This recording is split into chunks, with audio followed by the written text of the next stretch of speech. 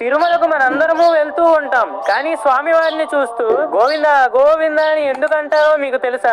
ఒకసారి వెంకటేశ్వర స్వామి అగస్త్యముని ఆశ్రమానికి వెళ్లి, మీ ఆశ్రమంలో చాలా గోవులు ఉన్నాయని విన్నాను, నాకు ఒక గోవుని ఇవ్వగలవా అని అడుగుతాడు. అది విన్న అగస్త్యముని సంతోషపడి, స్వామి, నాకు గోవుని ఇవ్వడానికి ఎలాంటి అభ్యంతరం లేదు, కానీ వేదాల ప్రకారం భార్య లేకపోతే గోదానం చెయ్యరాదు, దయచేసి మీ భార్యను తీసుకుని రండి అని అంటాడు. శ్రీనివాసుడు సరే అని చెప్పి వెళ్లిపోతాడు. కొన్ని రోజులు గడిచాక వెంకటేశ్వర స్వామి తన భార్య పద్మావతితో కలిసి గోవు కోసం వస్తారు, కానీ ఆశ్రమంలో అగస్త్యముని కనిపించరు. వెంకటేశ్వర స్వామి అగస్త్యముని శిష్యులతో, మీ గురువు గారు నాకు గోవుని ఇస్తా అని మాటిచ్చారు, అందుకే సతీ సమేతంగా వచ్చాను అని అంటాడు. అది విన్న అగస్త్యముని శిష్యులు, మా గురువు గారి ఆదేశం లేకుండా ఇవ్వరాదు అని చెప్తారు. దాంతో శ్రీనివాసుడికి చాలా కోపం వచ్చి తన కొండ వైపు నడుస్తూ వెళ్లిపోతాడు. ఈ విషయం తెలుసుకున్న అగస్త్యముని బాధపడి గోవును పట్టుకుని స్వామివారి వెంట పరిగెడుతూ, స్వామి గోవు ఇందా, స్వామి గోవు ఇందా అని అంటాడు. గోవు అంటే